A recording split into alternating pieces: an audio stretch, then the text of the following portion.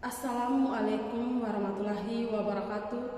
Salam sejahtera, Om Swastiastu, Namo Buddhaya, salam kebajikan. Yang terhormat Bapak Ibu dosen penguji ujian kinerja PPG Guru dalam Jabatan tahap 2 tahun 2025. Perkenalkan, nama saya Maria Malpastat Bewonda Raja, mahasiswi PPG dalam Jabatan tahap 2 tahun 2025 di LPTK Universitas Sanata Dharma, Program Studi Pendidikan Ekonomi, NIM 252981014.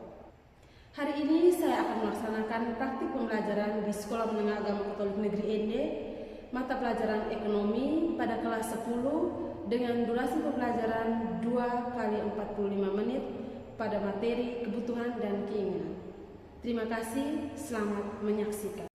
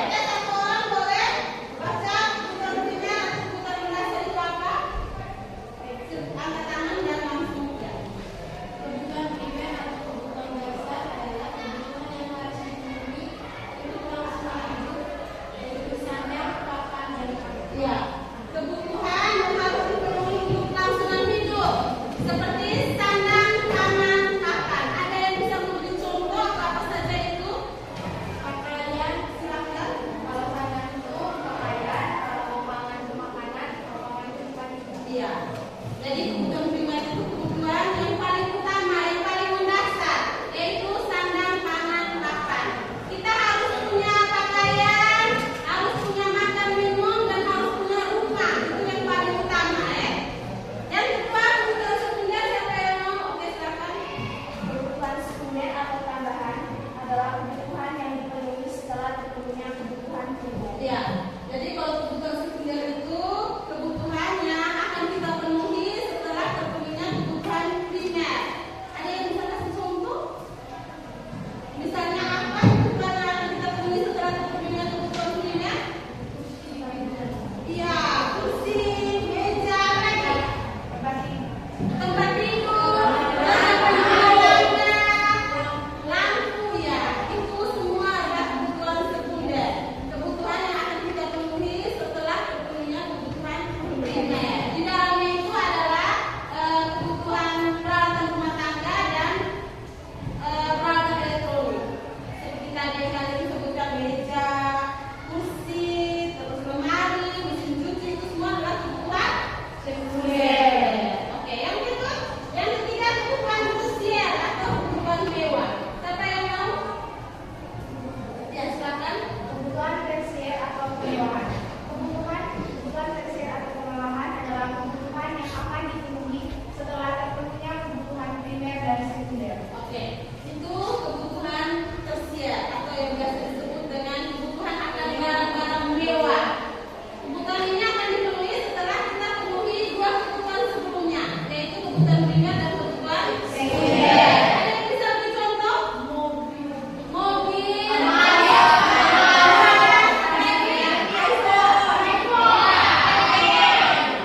jadi itu kebutuhan akan barang mewah seperti emas, terus mobil, terus rumah yang mewah, adalah semua kebutuhan mewah, kebutuhan tersier.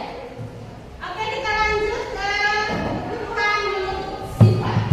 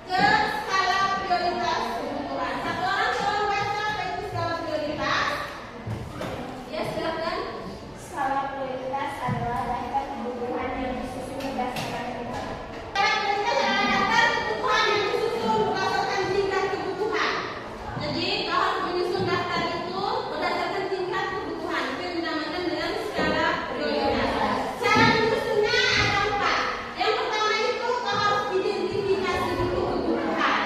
Jadi harus identifikasi dulu kebutuhan saya apa-apa saja. Setelah itu kau urutkan dari yang paling dibutuhkan sampai yang paling tidak dibutuhkan atau yang paling belum dibutuhkan. Jadi kita urutkan. Misalnya kalau sebagai anak sekolah, yang pertama yang kau urutkan misalnya mungkin terus apa lagi? Pulpen dan seterusnya.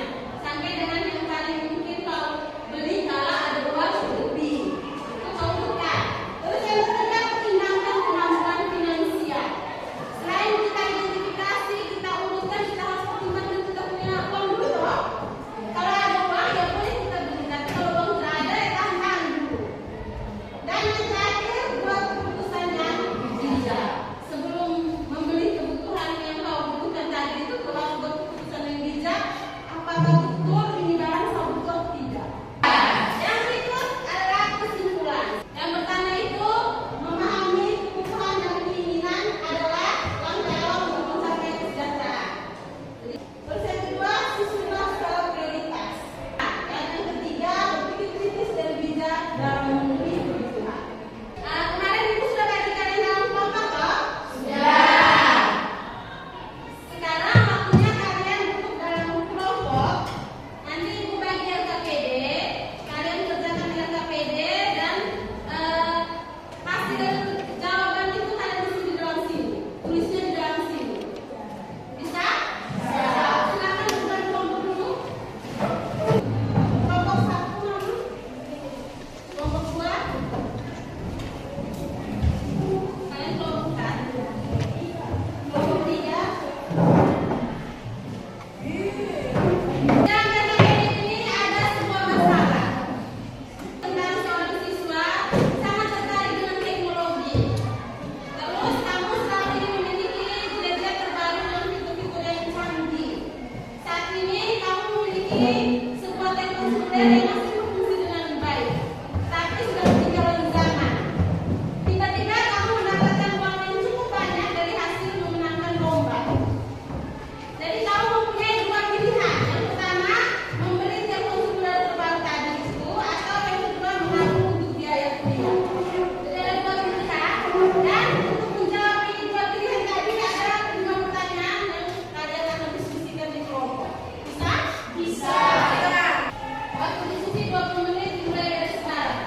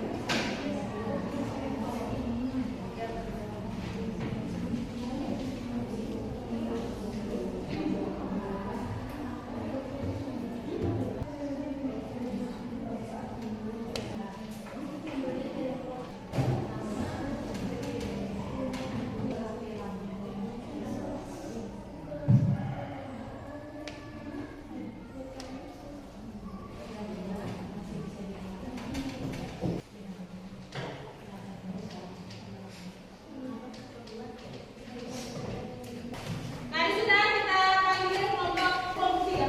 Baik, kelompok 3 mari maju ke depan. Presentasikan hasil diskusi kalian. Terakhir perhatikan teman-teman kelompok 3 yang akan mempresentasikan hasil diskusi mereka. Sorong di sini saya.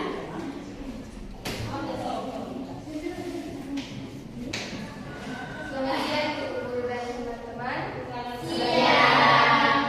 Berdirinya kami di sini untuk berpresentasi, bukan bermimpi bahwa ia akan datang kembali.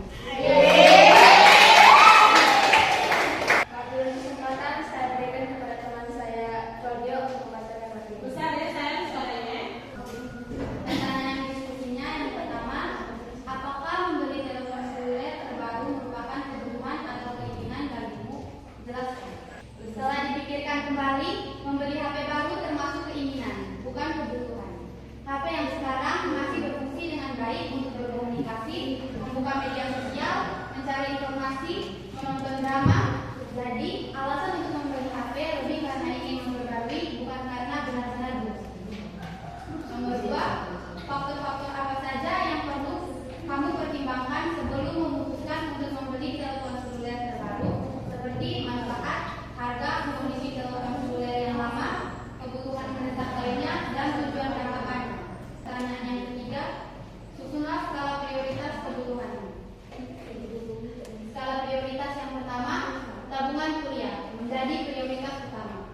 Yang kedua, buku-buku untuk menunjang pembelajaran. Ketiga, membantu orang tua agar beban mereka berkurang. Keempat, hiburan bisa dilakukan sesekali untuk menyegarkan pikiran. Yang kelima, HP baru bisa dibeli jika masih ada sisa uang dan memang dibutuhkan. Yang keempat, alternatif apa saja yang bisa kamu lakukan jika kamu tidak membeli telepon seluler terbaru? Alternatif jika tidak membeli, yang pertama, merawat HP lama supaya tetap awet dan tidak cepat rusak. Yang kedua, menabung agar nanti bisa membeli HP baru tanpa mengganggu kebutuhan penting. Yang ketiga, mencari pekerjaan sampingan untuk mendapatkan uang tambahan tanpa mengurangi tabungan kuliah. Yang kelima, bagaimana keputusanmu membeli atau tidak membeli telepon seluler terbaru dapat mempengaruhi masa depanmu. Pengaruh keputusan terhadap masa depan. Jika membeli HP baru, memang akan terasa senang, tetapi bisa berdampak buruk jika menjadi boros. Namun, jika tidak membeli, akan lebih hemat dan dapat fokus pada tujuan jangka panjang. Meskipun mungkin kadang merasa iri dengan teman yang memiliki HP lebih lama. Karena teman saya Claudia sudah selesai membaca, maka saya sebagai moderator membuka sesi pertanyaan untuk teman-teman kelompok 1, 2, dan 4 untuk bertanya. Oke. Kalau tidak ada, sekian dari presentasi kami. Karena di sini kami perempuan semua. Kalau jika ada kesalahan, kami tidak minta maaf karena perempuan selalu benar.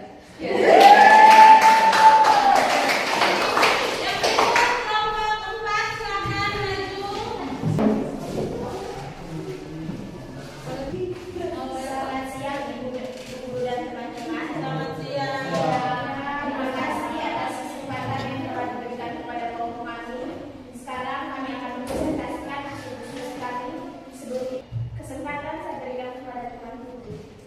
Nomor 1, apakah membeli telepon seluler terbaru merupakan kebutuhan atau keinginan bagimu? Jelaskan. Jawab, menurut kami ini lebih keinginan karena kaki saya yang sekarang masih bisa membuat setting, buka TikTok, dan mengerjakan tugas walaupun kameranya agak buram dan lemot, tapi masih bisa dipakai. Pertanyaan nomor 2, faktor-faktor apa saja yang perlu kamu pertimbangkan sebelum memutuskan untuk membeli telepon? Jawab, faktor yang perlu kami pertimbangkan sebelum memutuskan untuk membeli telepon seluler terbaru adalah 1. Mempertimbangkan manfaatnya. 2. Mempertimbangkan harganya harus sesuai dengan isi dompet. 3. HP lama, mempertimbangkan kualitasnya, apakah masih bisa dipakai dengan baik atau tidak. Keempat, mempertimbangkan dengan kebutuhan yang lebih penting. Dan terakhir, mempertimbangkan dengan tabungan untuk kuliah. Pertanyaan nomor 3, susunlah skala prioritas kebutuhannya. 1. Biaya les, biaya paling tingkat. 2. Buku-buku untuk sumber ilmu. 3. Bantu orang tua untuk mengurangi pekerjaan di rumah. 4. Tabungan kuliah untuk masa depan cerah. 5. Jajan untuk sesekali saja. Yang terakhir, HP baru untuk kalau memang ada sisa dan benar-benar butuh. Pertanyaan nomor 5, alternatif apa saja yang bisa kamu lakukan jika kamu tidak membeli telepon